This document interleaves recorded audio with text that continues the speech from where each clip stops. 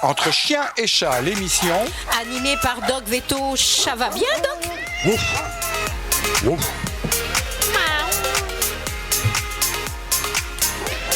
Bonjour à toutes, bonjour à tous et bonjour au Doc Veto qui est à mes côtés. Vous allez bien, cher ami? Impeccable, vu le beau temps. Bah oui, c'est vrai, vous avez remarqué ça. Bon, pourvu que ça dure. Oui. Alors, nous allons parler d'un sujet qui est d'actualité. C'est vous qui l'avez choisi comme à l'habitude. Et c'est bien, vous allez parler du confinement des volailles, puisque il y a dans l'air la grippe aviaire. Vous avez vu que sans le vouloir, j'ai fait rimer... Bon, ça... Ça arrive. Il me regarde, il dit mais non mais je suis bien Coutras, oui, on est bien au micro de CLC, oui. On y est, bon, allez voilà, on va parler maintenant des volailles, donc. Voilà, oui. Donc effectivement, depuis le vendredi 5 novembre, il y a obligation de rentrer toutes les volailles. Les volailles sont confinées, que ce soit des volailles d'un particulier, hein. Quelqu'un qui a 2 poules, normalement, il n'a pas le droit de laisser les poules dehors. Alors, bien, je pense à un voisin, moi j'en ai pas des poules, à plumes, mais à un voisin... Pardon, non, mais... Alors, non, je pense à un voisin qui a 2-3 poules, il a une petite maisonnette là où elles dorment, il faut qu'il les laisse là-dedans Alors, logiquement, elles devraient être sous un abri. Alors un abri, soit un abri... Juste clôturé. Non, il faut pas qu'elles puissent être en contact avec des oiseaux sauvages, donc elles devraient être mises sous un filet ou fermées. C'est la réglementation. C'est la réglementation. On verra ça, on va voir ça avec les différents points. Bon, alors, qu'est-ce que vous voulez que l'on parle de... On va déjà parler de la grippe. Voilà. Qu'est-ce que c'est, cette foutue grippe encore? On n'a pas terminé avec notre foutu Covid-19, là, et voilà, maintenant on parle... Mais enfin, quoique, c'est pas transmissible à l'homme. Eh bien, c'est bien pour ça, si. Ah bon?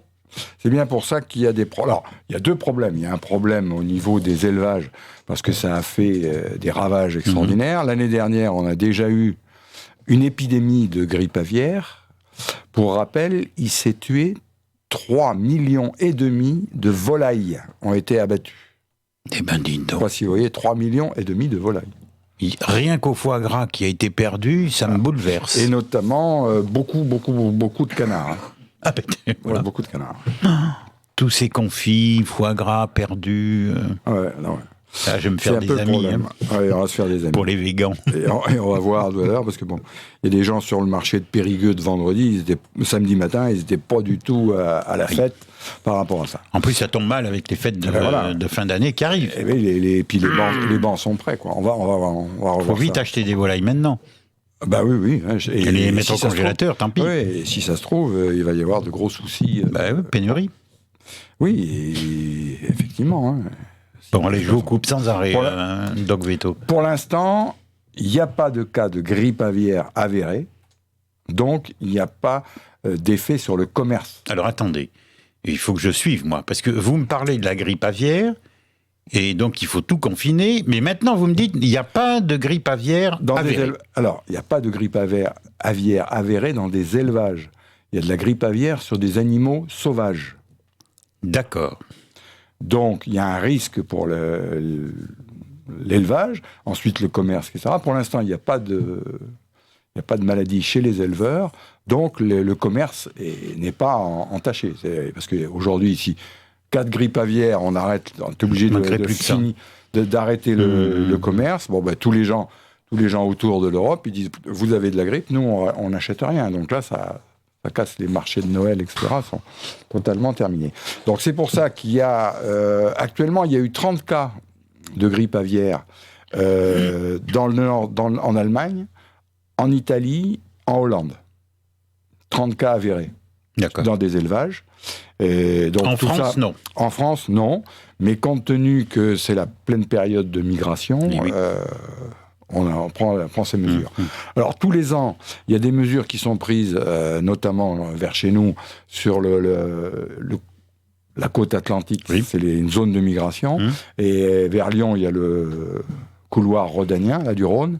Donc là, tous les ans, c'est des zones où les animaux sont confinés. Je vous pose une petite question, c'est pour ça Mais que je note. aujourd'hui, c'est confinement généralisé sur la France entière. Alors, je vous la pose de suite. Donc, confinement, vous me parlez d'oiseaux migrateurs, et les chasseurs, peuvent-ils aller chasser la palombe, par exemple ? Alors, c'est une bonne question. Hier après-midi, vu le beau temps, j'ai été aux champignons. Oui. Et alors, comment ça s'est passé pour les champignons ? Sous une palombe hier. Donc, j'ai vu les chasseurs. J'ai été discuter avec eux. Je dis, alors, vous avez encore le droit de chasser, etc. Ils me disent, oui, on a le droit de chasser. Et eux ont le droit de chasser, oui. C'est un non-sens. Alors, ils ont le droit de chasser. Alors, je pense qu'ils peuvent faire... on peut leur demander de ramener des palombes pour faire des examens, sur les animaux. On peut. C'est pas une obligation. C'est pas une obligation. Mais là, pour l'instant, eux, ils n'ont pas reçu de... Alors, je voulais en parler plus tard, mais bon, puisqu'on en parle, parlons-en. Par contre, les appos, c'est-à-dire les canards qu'on met sur les mares, etc., ça, c'est interdit. Ces appos n'ont pas le droit de circuler. D'accord. Voilà. Oui, c'est... Les pigeons. Alors, les pigeons voyageurs. Les gens n'ont pas le droit de faire de concours, ils n'ont pas le droit de faire de rassemblements.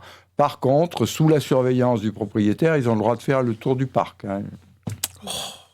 On a des autorisations locales. Qui pond ces réglementations, mais moi j'aimerais bien le savoir, quoi. Mais franchement, ce ne sont pas des gens de terrain, c'est pas possible. Alors, non, mais il faut savoir que si on fait pas ça, si tu veux, si on se retrouve avec 3,5 millions, je rappelle, 3,5 millions de volailles de tuées. Oui, mais non, mais moi je suis pour qu'on protège tout, mais que tout soit fait en harmonie. Bon, j'ai rien contre la chasse, il y a beaucoup de gens chasseurs autour de moi. En ce moment, enfin c'est pratiquement terminé, mais la palombe, bon, j'ai croisé ce week-end, j'ai vu des faisans sur le bord de la route, c'est pareil, quoi. Alors qu'est-ce qu'on fait là ? Ah ben les faisans d'élevage, normalement, on ne peut pas aller les remettre. Oui, mais ça j'ai bien compris. Ils ne peuvent pas faire de lâcher de faisans. Ah bon, d'accord. C'était il y a 2 ans, c'était la catastrophe. Ils avaient élevé des faisans. Et donc, le seul moment, c'est l'ouverture de la chasse qui les vendent. Et là, ils ne pouvaient pas les vendre. Donc, c'était la catastrophe. Mais nos pauvres faisans, on n'a pas gagné de sous. Moi, je les comprends. Je me suis dit, ils n'ont qu'à tout lâcher dans la nature. Et puis, les survivants, au moins, ça fera des bestioles difficiles à tirer l'année prochaine. Non, c'était pas vu comme ça. Non, mais ce que je veux dire, c'est qu'on va aller embêter des gens sur le plan économique, des éleveurs de volailles, ils vont être embêtés. Et à côté de ça, voilà, et je suis pour la chasse, je vous le dis très franchement, moi je ne suis pas contre. Mais les chasseurs vont pouvoir aller tirer le faisan, tirer la palombe, et palombe, oiseau migrateur. Oui, mais alors la grippe aviaire vient surtout avec les canards et oies. Alors les éleveurs de poulets sont pas concernés. Mais si, parce que c'est à partir de ça qu'ils vont contaminer les élevages. Alors c'est complexe. Oui. Et puis bon, c'est pas si complexe que ça, mais je pense que ça part dans tous les sens, quoi. On va revoir les. Il n'y a pas d'harmonie. Voilà, il y a une harmonie, mais bon, c'est difficile. On va revoir donc la grippe aviaire au départ, et puis on va voir après les lois du confinement. Alors la grippe aviaire, ça se traduit comment ? Alors la grippe aviaire, il y a 3 formes. Une forme vraiment suraiguë, où les bestioles, il y a plus de 90% de l'élevage qui crève en 48 heures. Donc là, rentrer dans les bancs de bestioles, boum, tout est par terre. Et il n'y a pas de solution. Ah non, il n'y a pas de solution. Ça crève. Pas de traitement, donc. La forme suraiguë, il y a des symptômes. Donc les symptômes, c'est soit ce qu'on appelle du coryza, c'est-à-dire les yeux qui pleurent, la crête devient noirâtre, épaisse, etc., les barbillons, etc., pareil. Donc la volaille a une sale tête. Ça peut donner de la diarrhée, ça peut donner des troubles nerveux. Et en fait, vous avez une volaille qui est ébouriffée, les plumes dans tous les sens. Et en fait, le gros problème, c'est que toutes les maladies des volailles ont à peu près les mêmes fins. Les maladies graves de la volaille ont les mêmes symptômes. Oui, là, donc il y a des risques de confondre avec la maladie de Newcastle, etc. Donc le seul diagnostic qui est faisable, c'est par des examens complémentaires. C'est des sérologies, c'est hyper pointu parce qu'on arrive à déterminer le type de virus, si c'est un virus qui est déjà passé chez l'homme, s'il y a des risques, etc. Donc il faut à peu près 8 jours pour faire le diagnostic. Ah, quand même. Ah oui, parce que c'est des... Parce que il y a des tests. Il y a des tests. Alors, et puis il y a des formes aussi asymptomatiques, c'est-à-dire que il n'y a pas de symptômes. Il y a juste ce qui se passe dans tous les élevages, c'est des baisses de ponte, des baisses quand la volaille est malade, elle boit pas. Donc ils notent tous les jours l'abreuvement, combien les volailles ont bu de litres, s'il y a des œufs, s'il n'y en a pas. Et donc, quand il y a un risque, là maintenant, à l'heure actuelle, dans tous les élevages, ils sont obligés de passer tous les jours, de regarder s'il n'y a pas des chutes de ponte, s'il n'y a pas des chutes au niveau de l'abreuvement, la mortalité. Et en fonction de chaque élevage, canard, dindon, etc., il y a des normes qui doivent suivre. Et s'il y a plus de 5% de morts dans le cas de tel animal, il faut le faire une déclaration au veto. Donc c'est très D'accord. Et ça, ils ont ça actuellement. C'est une obligation qu'ils ont tous les jours. Il faut qu'ils aillent voir leur élevage. J'ai un peu posé la question tout à l'heure. Est-ce que c'est transmissible à l'homme ? Oui. H5N1. Alors, ce n'est pas transmissible à l'homme. C'est pas systématique. C'est comme c'est toujours le même problème des zoonoses. Vous avez la maladie qui évolue chez l'animal, ça devient une zoonose quand ça passe chez l'homme. Alors le risque est très rare chez l'homme, mais ça arrive. Alors ça part souvent d'Asie, parce que en plus en Asie, il y a un problème, c'est que très souvent il y a des élevages, c'est des petits éleveurs, donc il y en a beaucoup. Donc il y a des poulets et des cochons, et il existe un passage de la grippe aviaire chez le cochon. Il y a des phénomènes de recombinaison, et là, hop, on se retrouve avec un virus qui est pathogène pour l'homme. Bon. Alors, à l'heure actuelle, il y avait 30 foyers de grippe aviaire en Europe, là, mais c'est purement dans les élevages, et il n'y a pas de personnes malades. Il y a eu un cas en février en Russie, où dans un élevage, il y a eu une malade, et il y a eu 5 malades. 5 personnes malades. Mais cette maladie n'a pas été transmise d'homme à homme. Ils ont attrapé la maladie au contact de leur volaille, mais il n'y a pas eu ensuite un passage de l'homme à l'homme. D'accord. Donc, on surveille, mais là, il n'y a pas de cas de grippe aviaire avérée. En tout cas, pour l'instant, on n'en est qu'au confinement. Oui, on en est qu'au confinement, et puis j'espère bien que ça va rester que là. Le confinement, c'est pas par rapport au risque de la grippe humaine, hein. C'est surtout par rapport au risque économique si on est obligé de refaire comme l'année dernière, quoi. Ce serait une catastrophe. Ça, franchement... Là, après, c'est vrai que la nature est là et on ne peut pas y faire grand-chose, malheureusement. Oui, Doc Véto. Logiquement, comme dans toutes les maladies aviaires, hein, chez les oiseaux, la prophylaxie est toujours la même, hein. Il ne faut pas de contact avec les animaux sauvages, les oiseaux sauvages. Quand on fait un élevage, on dit qu'il faut faire des bandes, c'est-à-dire que vous achetez des poussins très petits, vous avez personne chez vous, vous faites un vide sanitaire. D'ailleurs, la meilleure défense, c'est qu'il n'y a personne. L'été, s'il n'y a rien, vous désinfectez, ensuite le soleil fait le reste. Là, vous prenez des bandes d'oiseaux, c'est-à-dire vous les prenez tous du même endroit, du même âge. D'accord. Et vous allez amener ça soit pour faire des canards gras ou autre, et vous gardez ça, et vous n'en rachetez pas Oui. Voilà. Ou alors, si vous rachetez des nouveaux bancs, il faut qu'ils soient dans un lieu différent, dans des locaux différents, mais il ne faut pas faire de croisement comme ça. C'est là où on attrape toutes les maladies. Donc, pas de contact avec les animaux, vide sanitaire, nettoyer, une désinfection courante, et voilà.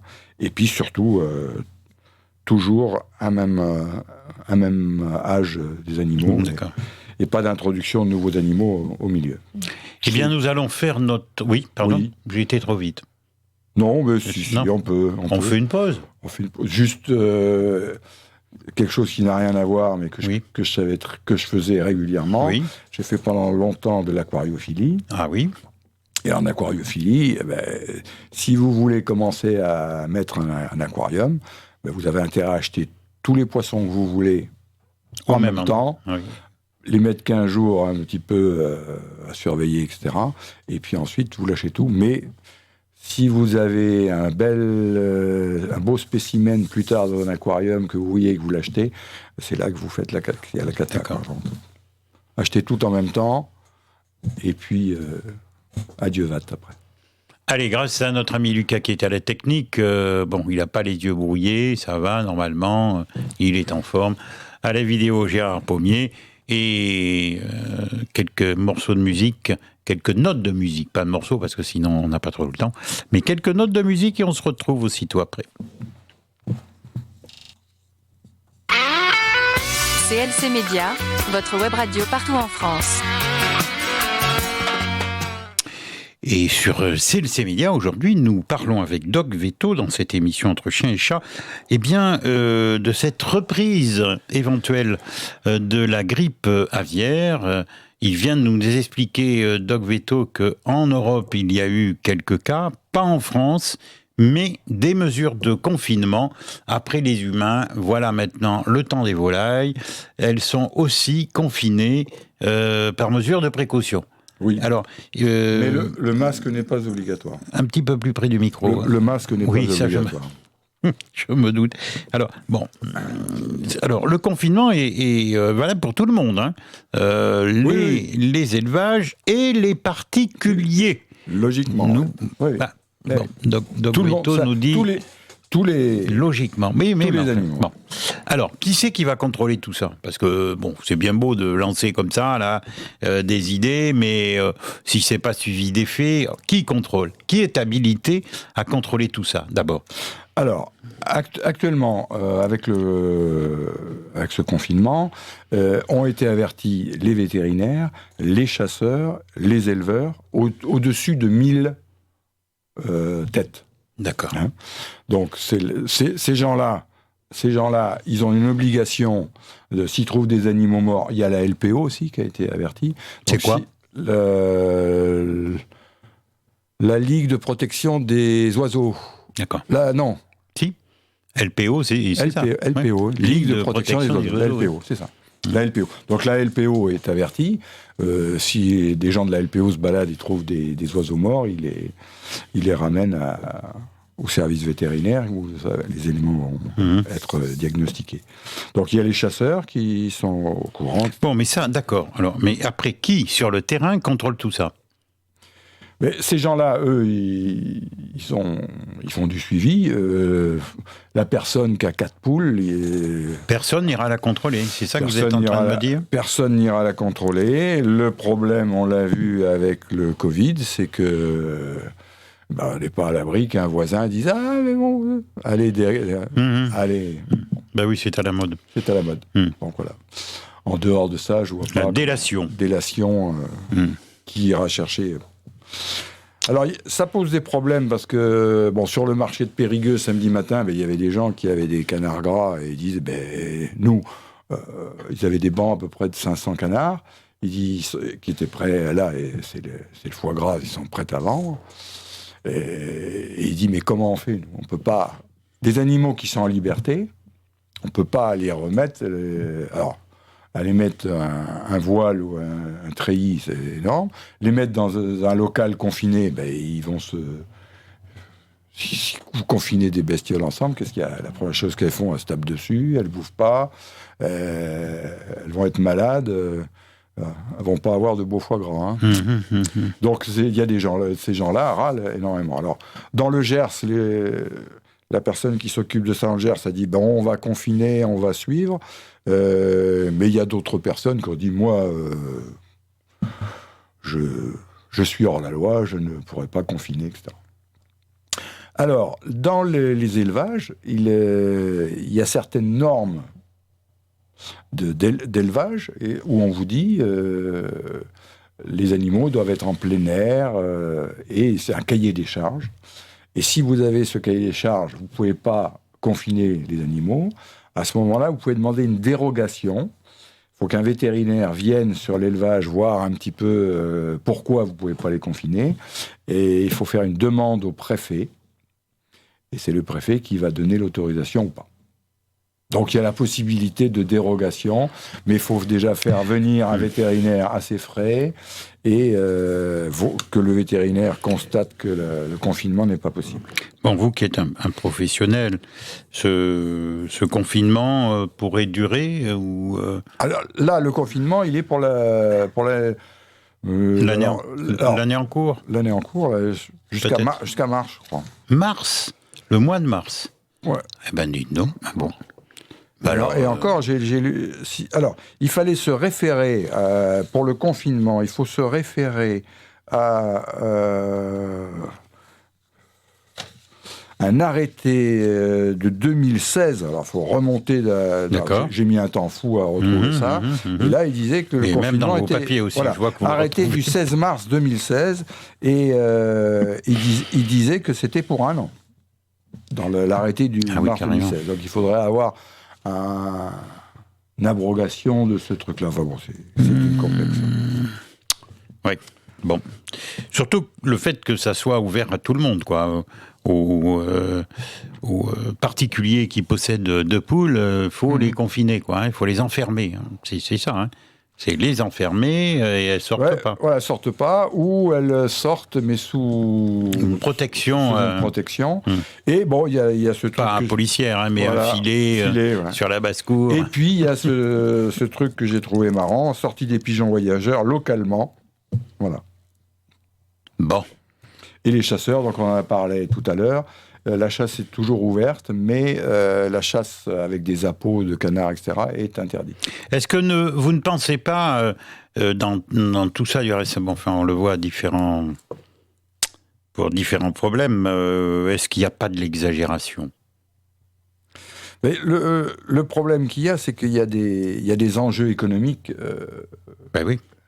énormes. Énormes, et donc on est obligé de prendre des... Non, mais parce que là, qui va se frotter les mains? Les végans. Alors eux, ils doivent sauter au plafond. De toute façon, pour les volailles, parce que bon, il y a. De toute façon, les végans, on peut encore manger du bœuf, du mouton, etc., etc. Les végans, de toute façon, ils sont contre l'élevage, donc eux. Oui, mais enfin bon. C'est bien fait pour eux. Non, c'est. Mais bon, il y a les gens qui font les marchés là, ils sont catastrophés, quoi. Parce que c'est vrai que la perte financière après ce qu'on vient de passer, moi je les comprends, très franchement. Bah oui, parce que bon... je sais pas comment dire. Surtout que, alors, l'année dernière, il y avait eu moindre mal parce que les fêtes de Noël étaient passées quand c'est arrivé, donc les gens qui vendent des volailles pour Noël, etc., ils n'avaient pas été impactés. Ils ont été impactés qu'après les fêtes. Alors, ils ont été impactés pour les mois suivants, parce qu'on ne peut pas acheter de volailles, on peut pas... Tiens, les médias sur le plan national n'en parlent pas, actuellement, quasiment pas. Bah, les journaux locaux en parlent, parce que ils ont été sur le marché. Alors, j'ai lu un article sur le marché de Périgueux, d'autres qui, en Charente, disaient, ça y est, on va plus pouvoir vendre nos volailles. Mais c'est vrai qu'on n'en parle pas beaucoup, quoi. On parle pas beaucoup, alors que ça a des conséquences assez importantes. C'est comme dans l'émission avec le docteur Jacques Lacroix, la dernière émission, on a parlé des conséquences du Covid-19, personne n'en parle. Et nous en avons parlé en premier. Et là, hop, une chaîne de télé a quand même consenti une petite émission pour parler des conséquences du Covid-19. Ah bah oui, Nous sommes assez fiers de nous, puisque nous en avons parlé en premier. C'est vrai que ce sujet-là n'intéresse personne. Hein. Personne. Ah ben non, là, il faut... Alors qu'il y a des gens qui sont malades, quoi. Hein. Il y a eu des morts du Covid-19, ok, mais il y a des gens qui sont là et qui traînent depuis des mois des problèmes suite au Covid et suite au vaccin. Il faut le dire aussi. Ils sont pas en grand nombre, mais il y a des gens qui ont des problèmes, et j'en connais, suite au vaccin. Il faut pas oublier de le dire. Mais ça, silence. J'ai peur que... ça soit à peu près pareil, quoi. Hein. Ah ben oui, c'est... On prend des... On arrive avec un char d'assaut, quoi. Et puis, les petits qui... Non, mais vous comprendrez aussi, et je pense que vous êtes d'accord avec moi, c'est que on trinque, là, hein, depuis des mois et des mois et des mois, et bon, ça fait beaucoup, tout ça, quoi. Hein. Donc, va peut-être falloir essayer de comprendre les Français. Voilà. Et ça, c'est des règles. Hein. Donc, ils ont ressorti un arrêté. Je constate que le doc veto d'aujourd'hui ne veut pas répondre à mes remarques. Si. Non, mais vous avez le droit, hein. Vous avez le droit, cher ami. 2016. Non, moi, ce que je vois dans le Covid aussi, c'est que bon, on soigne pas les gens pour qu'ils aient autre chose. Hein. Donc là, ça va être... les conséquences, on ne peut plus graves. Hein. Ça en fait partie. Oui, vous avez raison. Vous avez totalement raison. Tous les gens qui ont des cancers, des diagnostics qui sont retardés. Alors, on avait un autre petit sujet, parce que celui-là, je pense qu'il est épuisé. Oui, parce que bon... Oui, Bon, est-ce que vous voulez qu'on en parle ou on le garde pour une autre fois ? C'est-à-dire, vous aviez choisi la rage en Europe. Oui, savoir où on était. Ouais, il y en a pour 5 minutes. On va... 5 minutes ? Oui, 5 Attention, minutes. vous ne savez pas à qui vous adressez. 5 minutes. Hein. Mon temps. D'accord. Oui, il y a un sujet intéressant, savoir où en est la rage dans l'Union européenne. D'accord. Alors, très souvent, les gens disent « Ouais, mais il y a la rage en France, etc. » Alors, moi, quand j'ai commencé à travailler, il y avait effectivement de la rage en France. La rage était dans l'Est de la France. Et la rage a pu être éliminée par des vaccins qui sont des vaccins oraux. Et on a jeté dans la nature des vaccins avec des appâts pour les renards. Donc on jette des appâts, les renards les mangent et ça les vaccine. Ça les vaccine, et c'est comme ça qu'on a éliminé la rage en France. Ce système-là a été exporté dans tous les pays d'Europe. Donc il y a eu des campagnes de vaccination orale des animaux sauvages, et on a réussi à éliminer quasiment la rage de l'Union européenne. Donc on est bien d'accord, ça ne le fait que les vacciner, ça ne les détruit pas. Non, ça les vaccine. D'accord. Et ça évite à ce moment-là, oui, l'évolution de la maladie. Donc l'Union européenne s'était donné 2020 comme base pour éradiquer la rage dans l'Union européenne. Plus de rage, fin 2020. Et alors ? Et aujourd'hui, il y a encore quelques cas de rage. On n'a pas gagné. Il y a encore quelques cas, mais bon, 10 cas par an à peu près, en Pologne et en Roumanie. Et Allemagne, Tchéquie, Autriche, Slovénie, il n'y a plus aucun cas. Et parallèlement, on a arrêté la vaccination orale. Alors, cette vaccination orale continue sur les zones qui sont en contact à l'extrême est, parce qu'il y a des risques en Biélorussie et en Ukraine. Et c'est l'Union européenne qui paye les vaccins dans ces pays-là. Tiens. Pour éviter que ça revienne chez nous. Parce que dans les zones limitrophes, le renard, il ne s'arrête pas à la frontière. Hein. Donc on a fait des campagnes de vaccination à des pays qui ne sont pas partis de l'Europe, c'est payé. Et puis on s'aperçoit qu'il y a certains pays qui ont pris l'argent, je suppose, mais qui n'ont pas fait les vaccins comme il faut. La Bosnie-Herzégovine, la Serbie, le suivi de vaccination est mal fait, la vaccination pas faite. Et pour l'instant, on en est là. On l'a repoussé jusqu'aux limites de l'Europe, mais il y a toujours des risques. Alors, les risques existent toujours avec, bien sûr, les transports, les gens qui se baladent, et puis les passages aux frontières. Et il y en a de plus en plus. Et oui. On ne peut pas comparer avec, il y a 50 ans ou 60 ans. Ou... Le passage des animaux, ça va. Là, le risque, il ne va pas être avec des animaux sauvages. Bon, l'animal sauvage, lui, s'il veut passer, il passe. Mais bon, c'est quand même rare. C'est surtout les passages avec des chiens, des chiens, des chats. Et les cas qu'on a eus en France là, ces dernières années, on a eu à Libourne un cas il y a une douzaine d'années maintenant. Ça avait été une catastrophe. Branle-bas de combat. Et c'est des animaux qui viennent de l'étranger, et notamment du Maghreb. Que les gens, à l'époque, maintenant on n'en parle pas trop, mais on allait quand même facilement en bagnole jusqu'à... toujours. Voilà. Oui, mais là, depuis... Oui, avec le Covid. Avec le Covid, oui, ça a un peu baissé. Oui, enfin bon. Donc, on trouve un petit chien, il est mignon, il est gentil, on le ramène en France, et puis quelques mois après, on fait un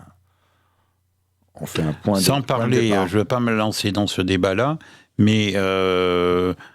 alors on pourrait rajouter les migrants aussi, qui viennent de pays peut-être touchés. Non, parce que la rage est une maladie qui évolue très vite, donc le pauvre migrant qui arriverait avec la rage, il n'aurait même pas le temps d'arriver, je crois. D'accord. Parce que on avait fait une émission sur la rage, je rappelle qu'une fois que la rage est déclarée, on meurt dans les 10 jours. On n'en réchappe pas. Non. Alors, le docteur Jacques Lacroix disait qu'on pouvait, dans certains... J'ai encore revu des fiches là qui disent qu'une fois que la maladie est déclarée, c'est... vous n'êtes pas d'accord avec lui? Non, je ne suis pas d'accord avec lui. 100%. D'accord. Alors, attention, maladie déclarée, c'est-à-dire que si la personne déclare une maladie, il meurt. Alors, est-ce que quelqu'un qui va se faire mordre par un chien enragé ne déclare pas la maladie et qui se défend? Mais là, on ne peut pas le savoir. Mais si la maladie est déclarée, c'est 100% de mortalité. Il n'y a pas de rémission possible. Bon, dites donc, aujourd'hui, vous nous comblez. Non, mais c'est rarissime. La grippe aviaire, la rage... On raconte un peu le boulot qui a été fait en Europe pour l'éliminer. Oui, je veux vacciner des animaux comme ça dans la nature. Alors, il faut faire attention. Il peut y avoir, c'est extrêmement rare, il y a un risque de rage avec les coléoptères, les chauves-souris. Donc, si vous trouvez une chauve-souris moitié mourante, etc., n'allez pas y mettre les mains. Même en France? Oui. Mais j'en ai trouvé une chez moi. C'est exceptionnel, mais c'est dans mon parasol. C'est un animal qui peut transmettre la rage, et il y a des pays où vraiment... Je ne l'ai pas touché. Vraiment, il y a des pays. Il y a des spéléos, qui ont été dans des grottes. Ils n'ont même pas touché les oiseaux. Ils ont été... C'est les vapeurs, comme il y en a des milliers et des milliers, c'est les vapeurs qu'il y avait dans la grotte, ils ont respiré ça et ils sont morts de rage. J'aime bien votre expression. Mort de rage. Bon, voilà. Bon, vous avez rien d'optimiste pour clore notre émission? Si, parce qu'il n'y a plus de rage en Europe, quasiment. Ah oui, c'est vrai. Bon, voilà. Vous avez trouvé le mot de la fin. Il n'y a plus de rage, mais il n'y a que des enragés. Oui, surtout en ce moment, c'est vrai, il y en a beaucoup. Des fois, on en croise. Et ça va aller de mieux en mieux. Ça sera le mot de la fin. Merci Doc Véto, et rendez-vous à une nouvelle émission de Entre chiens et chats. Bonne soirée et merci à bientôt. Lionel, au revoir. Merci les techniciens. Voilà, on gardera un sourire pour la prochaine fois. Bon, c'est un bon souvenir qu'on gardera.